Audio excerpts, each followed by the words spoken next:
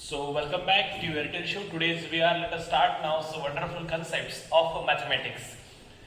हम मैथमेटिक्स में mathematical logic ये चैप्टर नंबर फर्स्ट 12 स्टैंडर्ड्स का देख रहे थे. अब सिचुएशंस ये हुआ कि इसमें हम लोगों ने पहले नोट नंबर फर्स्ट देखा था. जी हाँ, नोट नंबर फर्स्ट भी देखा था. उसके बाद नोट नंबर सेकंड भी देखा था, नोट नंबर थर्ड देखा था और नोट नंबर फोर्थ हमारा चल रहा था. इज इट इट्स और नॉट? अब देखो, नोट नंबर फर्स्ट में हम लोगों ने क्या देखा था? हम लोगों ने देखा था सेंटेंस और स्टेटमेंट्स के बारे में. नोट नंबर सेकंड में हमने क्या देखा था कि जो स्टेटमेंट होता है उसको सिंबॉलिक फॉर्म में कैसा लिखते हैं. नोट नंबर थर्ड में हमने देखा था कनेक्टिविटीज की कौन सी कनेक्टिविटी होती है. मैं एक बार फिर से रिवाइज करके देता हूं. नंबर फर्स्ट एक कनेक्टिविटी थी एंड, जिसको इस सिंबॉलिक फॉर्म से डिनोट किया जाता है. दूसरी कनेक्टिविटी थी लाइक दैट और, जिसको इस तरीके से सिंबॉलिक फॉर्म में लिखा जाता है. एक तीसरी कनेक्टिविटी थी कि इफ कॉमा कॉमा देन यानी कि इंप्लाइज, जिसको जिन दो स्टेटमेंट्स को if comma comma then comma comma इस तरीके से क्लियर किया जाता है. आप लोगों को क्लियर हो चुका है जो मैं बोल रहा हूं, क्योंकि ये इसके पहले के वीडियोस में हो चुका है. उसके बाद फोर्थ नंबर के कनेक्टिविटीज थी डबल इंप्लाइज, डबल इंप्लीकेशन, जिसको बाय कंडीशनल भी बोलते हैं. उसकी दूसरी भाषा में, एंट्रेंस की भाषा में क्या कहते हैं, इस तरीके से भी मैंने प्रीवियस वीडियोस में आपके साथ चर्चा किया हुआ है. यानी कि एंड और इंप्लाइज, डबल इंप्लाइज, ये कनेक्टिविटी हमारे पास थी. और फिफ्थ नंबर की कनेक्टिविटी थी, this is called as the negation, यानी कि नॉट. अब मुझे बताइएगा, ये कनेक्टिविटीज के आधार पे हम लोगों ने नोट नंबर फोर्थ में ट्रूथ टेबल देखे थे. क्या देखे थे? Truth table. अब ट्रूथ टेबल के बारे में थोड़ा सा मैं क्लियर कर दे रहा हूं कि इस चीज के आधार पे अपन थोड़ा सा क्लियरिफिकेशन दे देते हैं. ट्रूथ टेबल में हम लोगों ने एक 4-5 फॉर्मूलेज आपको क्लियर कर दी थी, जिसका कोडवर्ड भी याद करने के लिए आपको इजी ट्रिक बताई थी. और फिर से मैं एक बार आप लोगों को क्लियर कर देता हूं 1-2 मिनट्स में. और उसके बाद उस फोर्थ नंबर के नोट के आधार पे हमारे पास एक्सरसाइज नंबर 1.1 का question number 4, yes question number 4 जो है वो मैं पहले आप लोगों को 2-3 प्रॉब्लम टीच करके देता हूं. और उसके होते ही हम नोट नंबर 5 शुरू करेंगे आज. और note number 5 it's a very most important for you. So अपन स्टार्ट करते हैं हमारी नोट नंबर नेक्स्ट, जिसमें अपन नेक्स्ट एग्जांपल्स देखेंगे. Isn't it? So let us start. आप लोग अपना exercise number mathematical logic, mathematics पे part 1 mathematical logic exercise number 1.1 निकाल सकते हैं. Yes, let us start.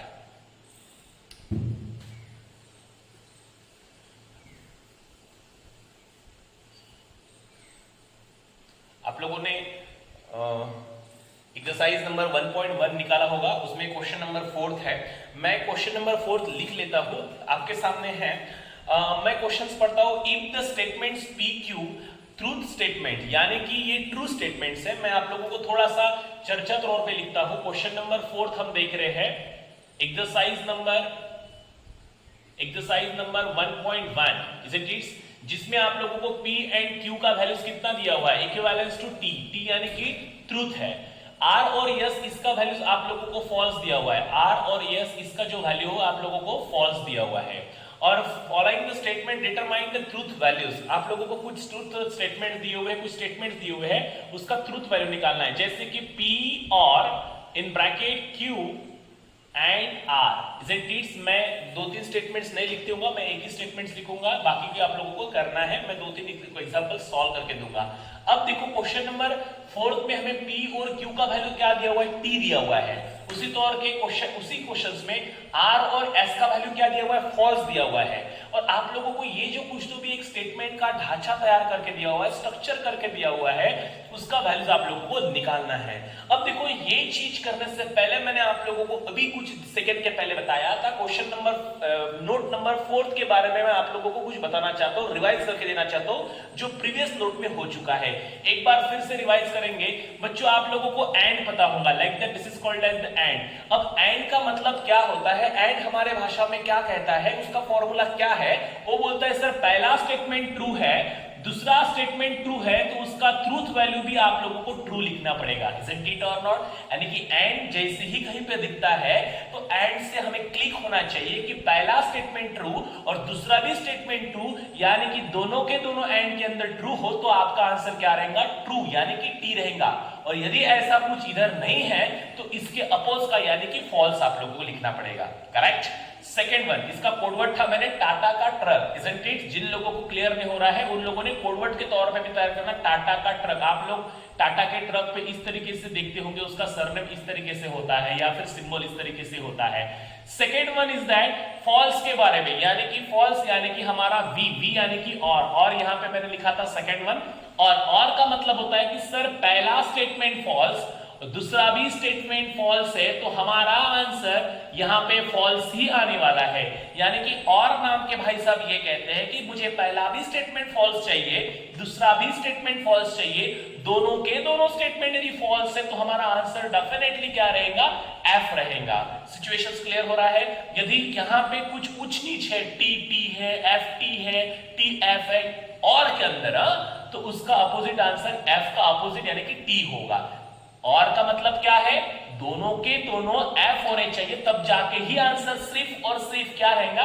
F रहेगा। Okay, third one is that, इसका कोडवर्ड मैंने बताया था फटफटी का फटफटी, एज लाइक, ओके ना? क्लियर हो रहा है आप लोगों को? यानी कि ये कोडवर्ड इन लोगों के लिए है जिन लोगों को इतना भी आसान तरीके से क्लियर होने के बाद तब भी क्लियर नहीं होता है, तो तब जाके उनको पास होने के लिए यार कुछ ना कुछ तो याद रख, यानी कि ये याद उसको लगता है कि भाई कुछ ना कुछ उसको क्लियर होना चाहिए, याद रखना चाहिए at a times. Yes, next आप भी कर सकते हैं। तीसरा था हमारे पास इंप्लाइज। इंप्लाइज भाई साहब ये कहते हैं कि सर पहला स्टेटमेंट ट्री होना चाहिए, लाइक दैट ट्रू होना चाहिए, टी होना चाहिए, और दूसरा स्टेटमेंट एफ होना चाहिए। यदि ऐसा है तो इंप्लाइज का आंसर हो जाएगा F. Isn't it or not? देखो मैं फिर से एक बार रिवाइज करके दे रहा हूं, यानी कि इंप्लाइज का कहना है कि पहला स्टेटमेंट ट्रू होना चाहिए, दूसरा स्टेटमेंट एफ होना चाहिए, टी इंप्लाइज एफ, तो हमारा आंसर क्या रहेगा? एफ रहेगा। अब मैं आप लोगों को ये भी चीज बताना चाहता हूं, इसका मैंने कोडवर्ड आपको तैयार करके दिया था याद करने के लिए। मुझे बताओ, ट्रक है और फटफटी है, इजंट इट? ट्रक ने फटफटी को धड़ाक से उड़ा दिया, उड़ा दिया कि नहीं उड़ा दिया? ट्रक ने फटफटी को उड़ा दिया। तो मुझे बताओ, ट्रक ने फटफटी को उड़ाने के बाद स्वर्गवास, मरने वाला कौन है?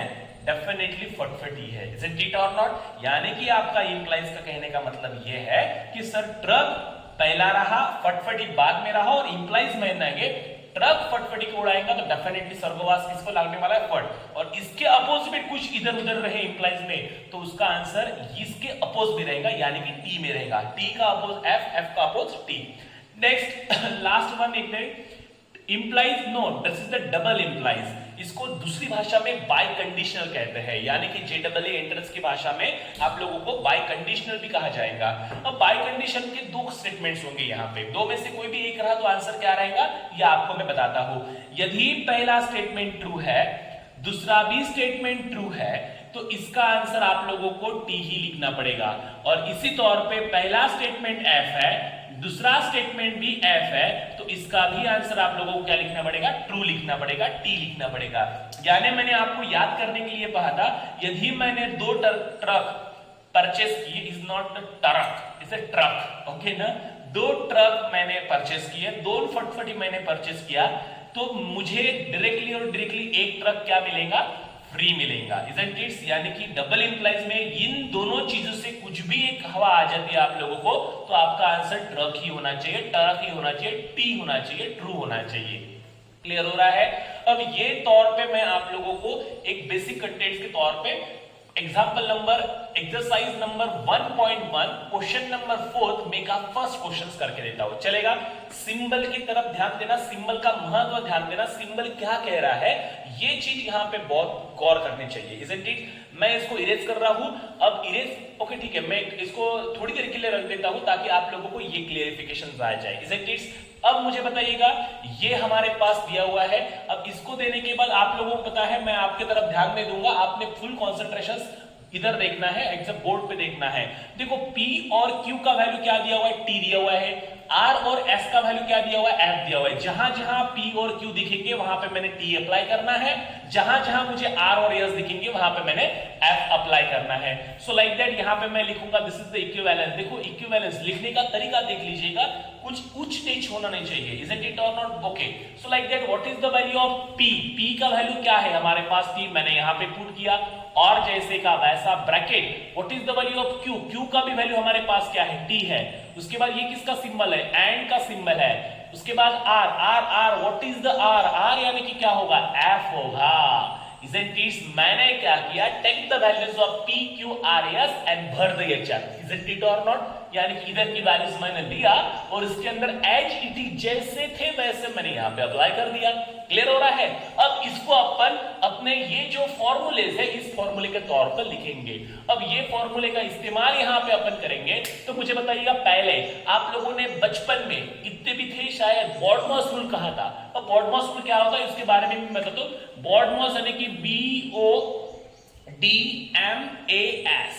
Isn't it? Same structure BODMAS का यहाँ पे अप्लाई करना है. बॉडमॉस यानी कि 20 का मतलब ब्रैकेट को सॉल्व कीजिएगा, ओ इसका मतलब ऑफ होगा तो ऑफ को सॉल्व कर दीजिएगा, डी इसका मतलब डिवीजन को, यानी कि सीक्वेंशियल इस तरीके से आप लोगों को सॉल्व करना है.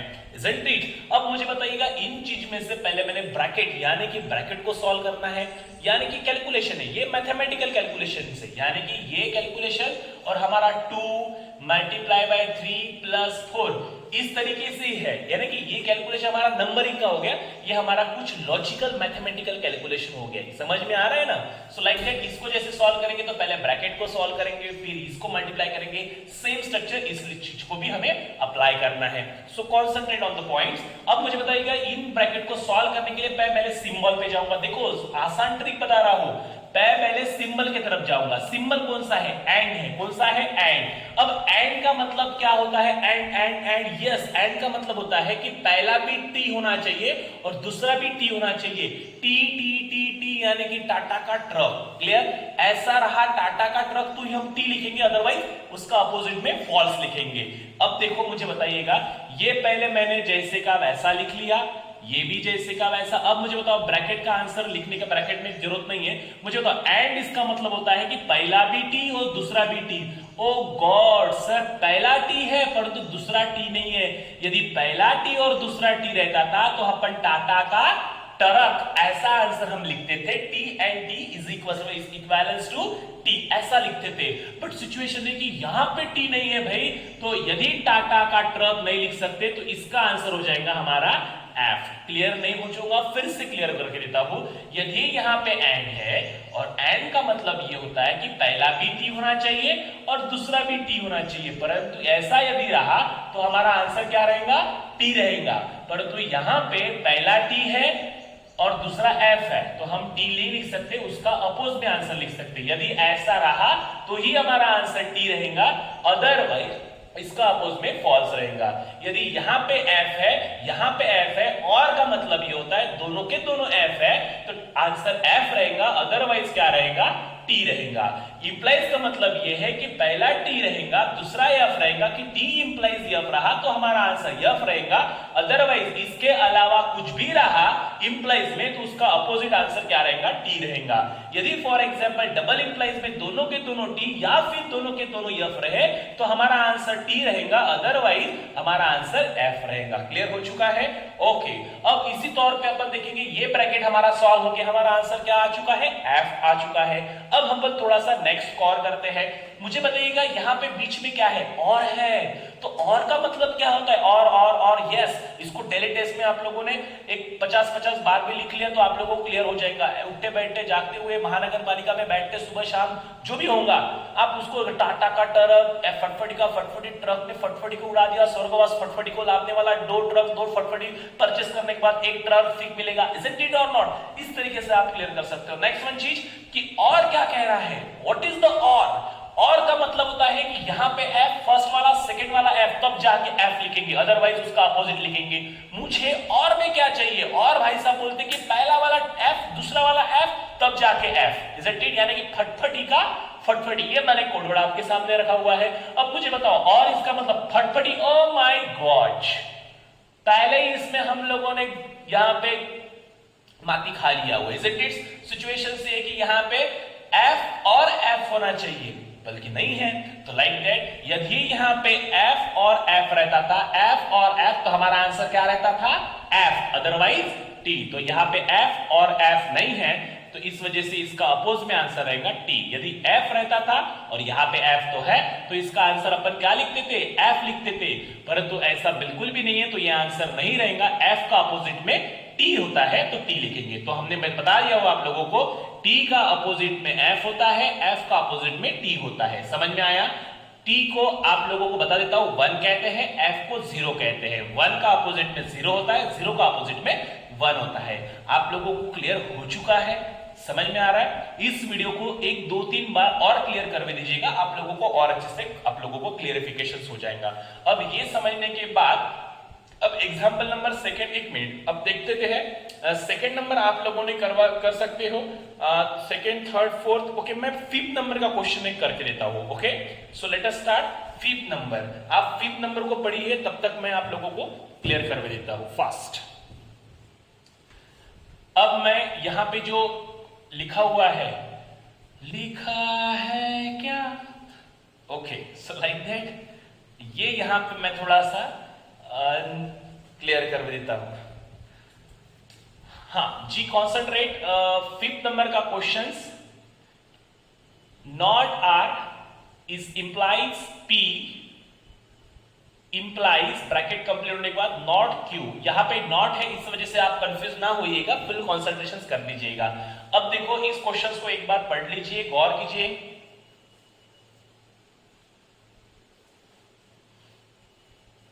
ओके, अब मुझे बताइएगा ये क्वेश्चंस को सॉल्व करने के लिए मुझे कौन से चीज है, इंप्लाइज है, नॉट है, सिंपल इंप्लाइज है, डबल इंप्लाइज वगैरह वगैरह। ओके, अब मैं सिंपल वैल्यूज पुट करता हूं, नॉट जैसे का वैसा। What is the value of R? R इसका मतलब होता है F.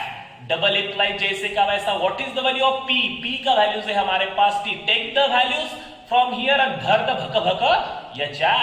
So is a Q, what is the value of Q? Q Q Q यानी कि टी होता है। Isn't it or not? समझ रहे आप बात को?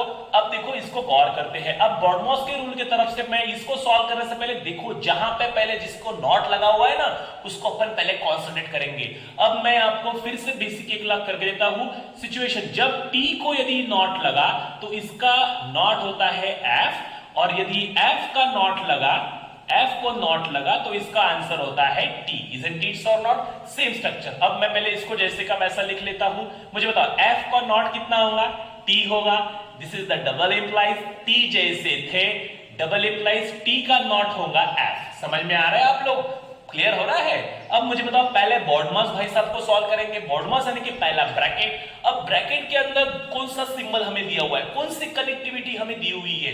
यस, कनेक्टिविटी हमारे पास डबल इंप्लाइज। कौन सी कनेक्टिविटी है? Double implies. तो डबल इंप्लाइज क्या कह रही है? डबल इंप्लाइज ये कहता है कि दोनों को दोनों ट्रक और दोनों को दोनों यानी कि 2 ट्रक 2 फटफटी परचेज करने के बाद हमें क्या मिलने वाला है? 1 ट्रक फ्री मिलने वाला है। तो मुझे बताओ दोनों के दोनों truck, yes it's good thing, यानी कि हमारा इसका आंसर हो जाएगा टी। और ये इंप्लाइज जैसे का वैसा, ये एफ जैसे का वैसा। इसको नीचे उतार लिया मैंने, करेक्ट। अब मुझे बताओ इंप्लाइज का मतलब क्या होता है? इंप्लाइज का मतलब होता है कि ट्रक ने फटफटी को उड़ा दिया तो स्वर्गवास किसको लादने वाला है? फटफटी को। तो मुझे बताओ ट्रक ने फटफटी को उड़ा दिया, oh my god, it's also good things, this is called as F. यानी कि इसका आंसर हमारे पास क्या आ रहा है? एफ आ रहा है। फाइनल आंसर कैसे लिखना मैं फिर से एक बार आप लोगों को बताता हूं। देयरफॉर ऐसे ही आप लोगों को लिखना है, नॉट क्यू, क्वेश्चंस को पहले लिख लीजिएगा, उसके बाद implies not Q is equivalence to truth value, इसका है एफ। पहले सिंगल सिंगल ट्रूथ वैल्यू लिखते थे, अभी डबल डबल ट्रूथ वैल्यू लिख रहे हैं। बच्चों क्लियर हो रहा है? अब इसी तौर पे आप लोगों को यहाँ पे कितने भी बड़े बड़े बेड़े दिए तो इसको आपको पहले छोटा छोटा एज अ बॉडमॉस रूल का इस्तेमाल करके छोटा बना बना के ट्रूथ वैल्यू पुट करके हमारे जो फॉर्मूलेस यहाँ पे लिख के दिए थे, टाटा का ट्रक, फटफटी का फटफटी, ट्रक ने फटफटी को उड़ा दिया, स्वर्गवास फटफटी को लादने वाला है, 2 ट्रक 2 फटफटी परचेस करने के बाद 1 ट्रक फ्री मिलेगा। अदरवाइज ऐसा रहा तो हम उसका आंसर लिखेंगे, अदरवाइज उसका ऐसा नहीं रहा तो उसका अपोजिट आंसर लिखेंगे। टी का अपोजिट एफ होता है, एफ का अपोजिट टी होता है। यानी कि ये क्वेश्चन हमारे पास है। अब आपके पास इसमें से देखेंगे तो 7 8 तक क्वेश्चन दिए हुए हैं और बड़े बड़े प्रॉब्लम्स है उसमें दिए हुए हैं। आप इसको ट्राई कर दीजिएगा और इसको ट्राई करने के बाद आपको और कुछ पूछनी और कुछ भी समझ नहीं रहा है तो बच्चों डायरेक्टली फोन नंबर पे कॉल कीजिए या फिर जो भी ऑर्डर में भी है मैं आप लोगों को डेफिनेटली वो टाइम यानी कि दे के वो क्लियर कर भी दूंगा। इजंट इट नॉट फोन आप लोगों को करना नहीं आता है तो इजंट इट दिलचस्पी बिल्कुल भी नहीं रखनी, जो भी आप इस वीडियोस को देख रहे हैं। यहां तक क्लियर हो चुका है? गुड। अब देखो ये यहां तक होने के बाद और यदि मैं नोट नंबर 5 इसी नोट में इसी वीडियोस में करूंगा तो ये वीडियो काफी बड़ा हो जाएगा। अब नोट नंबर 5 नेक्स्ट वीडियोस में कर देता हूं, ठीक है? So thank you so much. ये मैंने इसलिए पढ़वा दिया क्योंकि इसको यदि देखेंगे तब जाके ही नोट नंबर 5 अच्छी तौर पे समझ में आएंगे। It's the very most important for the 2 or 3 marks, 2 or 3 marks, isn't it? So thank you so much.